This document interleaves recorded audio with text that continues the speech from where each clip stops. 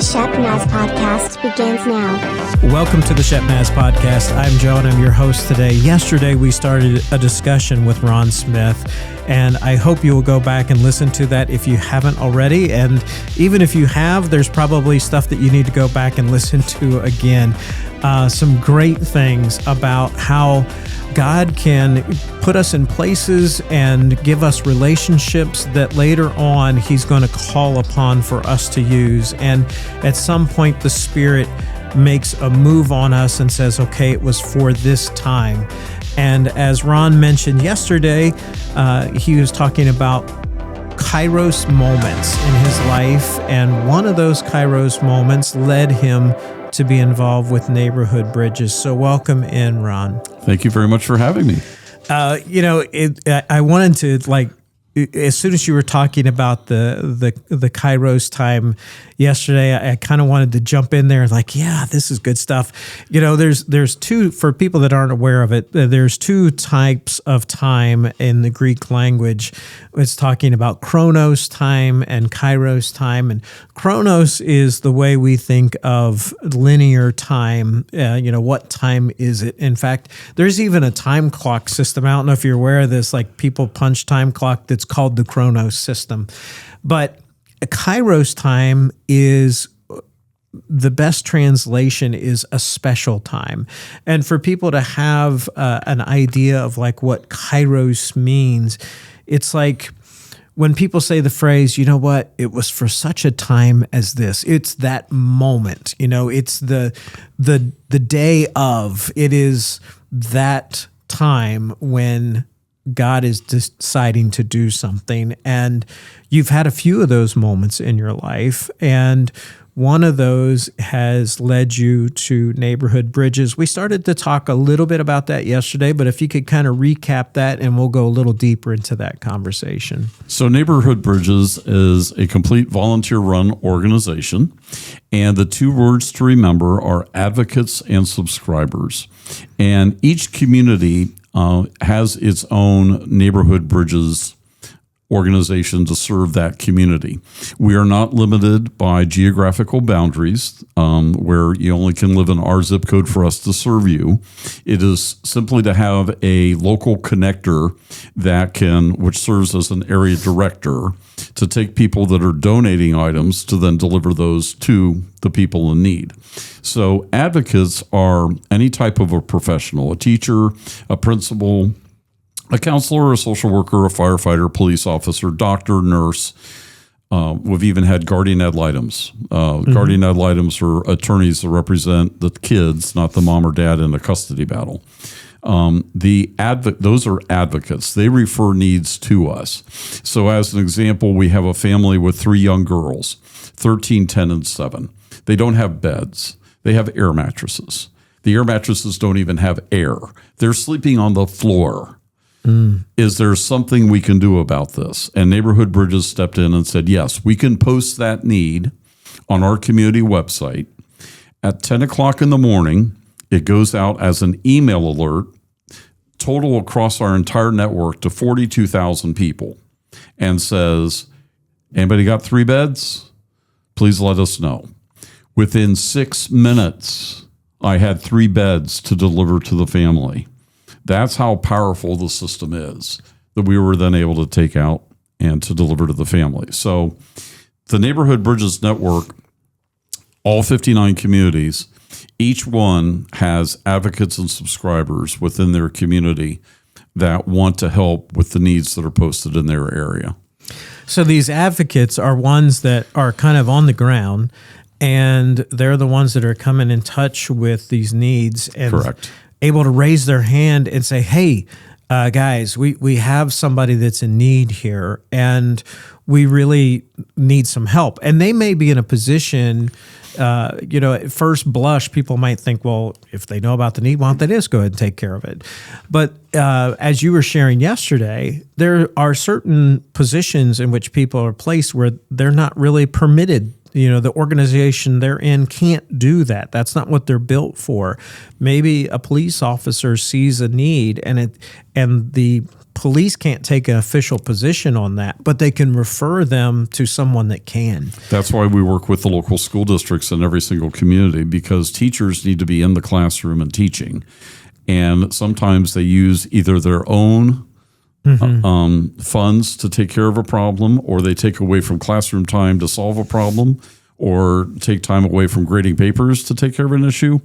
With Neighborhood Bridges, they simply can post the need and know that we're going to step in and solve it and send them pictures of delivery. Now, the interesting thing is the subscriber who says, I'm going to step up and meet that need, they never meet the person for privacy reasons that it's going to. And that is to prevent two things from happening. Number one, it's to develop a layer of protection. So when we pick up something, let's say, as an example, we had a family that needed a washer and a dryer. So we explained to the family who's giving it, this is going to a family with 2 young children, and they currently don't have a washer and a dryer. It is a single mom, and she right now is spending her money at the laundromat, and your washer and dryer is going to help solve that situation. And so they know what it's going towards. They don't know who it is. Right. Within 90 minutes of picking up that washer and dryer, it is going directly to the family who's receiving it. And it's meeting that specific need. Yeah. So even though they may have other needs in their home, we are specifically meeting that need at that time. The washer and dryer are not going to sit in a warehouse. They're not going to be sold. You know that from the time that you say, pick it up at my house, to the time it's delivered to the family, it's going right to the people that it's helping. And people love that. Sure. Well, I think sometimes there is a desire to be able to help others, especially as believers. Like, we see the opportunity to be the hands and feet of Christ. And we just, like, I don't know, the people I come in contact with on a day-to-day basis are people just like me, and they don't seem to have those kinds of needs. And I don't get to be a part of cool stories like that. And this actually, as the name would kind of promote, it creates that bridge for you to be able to do that. And where the 1-for-1 comes in to let you know where the offering that's being collected from Shepherd goes to, when I deliver a washer and a dryer, I don't have the hoses to hook up the washer to the water spigot. I don't have the dryer vent hose to hook it up to the dryer vent in the house. I don't have the proper tail on this washer. It's 3-prong. Their outlet's 4-prong.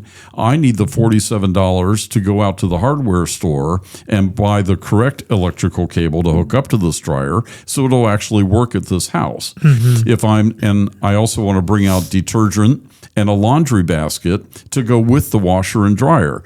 That is what the offering goes towards, is to give us the ability to purchase those items to put the washer and dryer into use. When I deliver a set of bunk beds or I deliver a bed to a family, I'm not going to deliver a bare mattress and a bare box spring and a frame.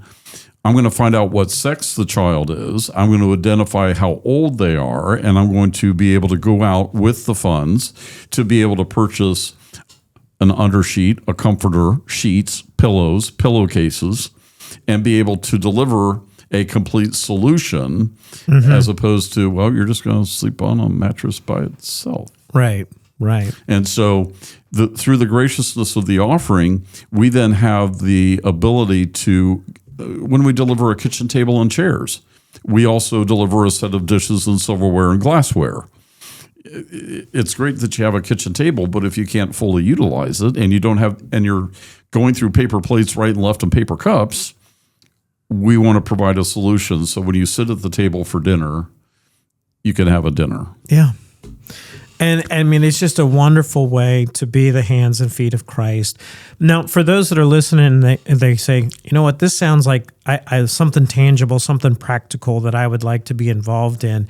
What are the opportunities for that? How do they get involved? If you go out to neighborhoodbridges.org, you'll have the opportunity to click on the Communities tab, and this will bring up the list of all of our communities by state. You can choose any community that you wish to follow. So as an example, you click on Gahanna. And when you click on Gehanna, it'll bring up our homepage for Gehanna Neighborhood Bridges. And right on the homepage, it'll say subscribe here. And you enter in your email address right on the homepage. You have a donate button and you have a subscribe button. When you fill in your email address on the homepage and hit subscribe, you will instantly start receiving the alerts for when we have needs in the community. You will start receiving those alerts at 10 a.m. in the morning on the days that we have needs. And it's that easy to subscribe to say, you know what, I want you to let me know. I might not have it. I know my next door neighbor does. I'm going to go ask him. Yep. It can be as simple as a bed rail. We had a need. There was a senior that continued to fall out of bed. We needed a bed rail. And one of our subscribers said, you know what, my next door neighbor's mother-in-law passed away 2 months ago, rest her soul. I bet you he might be able to help you. And he called us and he said, I've got a bed rail sitting in my closet that we moved out of my mom-in-law's place. I had no idea where I could take it. Could you use it? Yes. Sure. And that $59 bed rail, because he was referred to us by a subscriber, was able to meet that need. And that's the power of community. And that's exactly what we're talking about. Wonderful. Now, for most people listening, they'd be like, wow, Ron's got his thing. You know, that like you're doing the neighborhood bridges, which you are, and you're helping get people that are identifying needs, people that are obviously in need, and also finding the resources to meet those needs. But God started talking to you about something else, and it was taking you to another place, similar in fashion, but this is a new thing. So please share a little bit about that as well. So 2 years ago, God put on my heart in the fall of 2023 that I've blessed you with certain gifts and talents and the ability to communicate. And I've given you a career in radio. I've given you the opportunity to be able to communicate effectively. I want you to take it to another level with how you are helping people. Mm-hmm. And so the purpose behind Neighborhood Bridges and its mission is to help children, students, and families in need. And we have been blessed to be able to have grown that nonprofit immeasurably over the last 8 years. But there are nonprofits that are out there that struggle to grow and struggle to gain awareness of who they are in their community. If I was to do a man-on-the-street interview in Creekside, Gehanna, and say, I want you to name for me every nonprofit in Gehanna. Ready? Go. You could probably name 5. That would be Kiwanis Rotary Lions. That's a given in any community for service organizations. You could probably name Grin, our local food pantry, and you could probably name Neighborhood Bridges because of the impact we've had in Gehanna. There are 27 nonprofits in Gehanna. 27. Yeah. Did you know that there's a food pantry and a clothing pantry at St. Matthew's? No, I didn't know that. Yeah, they have a clothing pantry and a food pantry just like Grin. Wow. And it's right here? Yeah. So the Lord has blessed me with the opportunity to be in radio my entire career. So why not use that bullhorn and that megaphone to bring attention to the over 17,000 nonprofits that are here in the Columbus region? Wow. Columbus is currently at 1.5 million. Columbus City proper 904,000. You add in the 13 suburbs, we're at 1.5 million. We will hit 2 million by 2030. Studies differ about 2050. Some say 3 million, some say 3.7. The larger we get, the closer we need to become to be aware of each other. Mm-hmm. Okay. And so how do we bring awareness to those that can help people in need? And so I've been blessed to have been able to start both a radio show and a podcast called The Bridge to Kindness. And The Bridge to Kindness has the ability to bring awareness to 50 different nonprofits on a monthly basis and to share their stories of how they make impact so that you can hear yourself in that story. And you say, Ron, this is great, but what's your proof of concept? How do you know this will work? That's always the question I get is, okay, Ron, this is a great idea. Prove to me that it's going to work. Mm-hmm. So a few years back, I told you we were in 4 states with neighborhood bridges. One of those states is Alabama.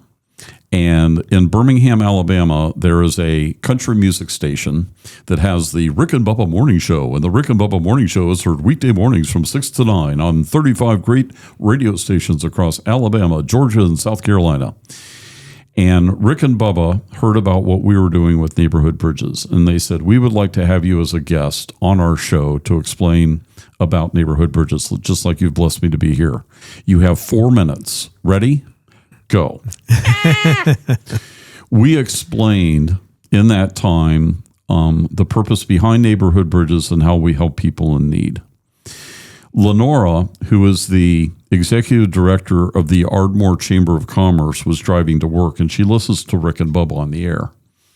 And she heard, I don't know if you've ever been to Ardmore, Alabama, but if you drive down Main Street, Ardmore, the right side of the street is Tennessee, the left side of the street is Alabama. You can buy a lottery ticket on the right side of the street, you can't on the left side of the street. The point is, Lenora heard in the story that we told, why aren't we doing that in Ardmore? We have people that are in need in our community. Yep. I could bring neighborhood bridges to Ardmore. We could help people. I want to get involved in this. How can I do this? She contacted us. In her first year, 974 people were assisted through simple acts of kindness like I've described today. Wow.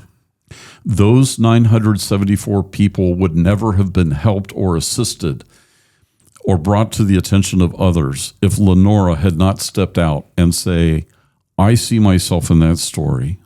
I want to help. Yeah. We want to do the same thing with the 5 nonprofits, the 50 nonprofits a month that we highlight, for people to be able to find the nonprofit where they can use their specific gifts and talents where they're needed to be able to say, I want to be a part of their story. I want to help out at Joseph's Coat. I want to go down and I want to fold clothes once a week for an hour. Or I'm a strong husky guy. I want to go down and help them load trucks. Maybe I want to be a part of Christ Cocoons and I want to be a part of a team that takes sleeping bags to the homeless.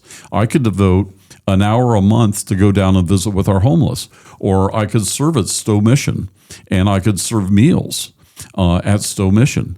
It could be any number of things, but we want you to be able to hear the needs that nonprofits have, whether that be volunteering, whether it be helping with a service project, to say, you know what, I've been blessed with gifts and talents. I want to be able to put them to use somewhere and to make that relationship and make that connection. Because there are 2 lanes of traffic. There are nonprofits that know who they are, what they do, what they're all about.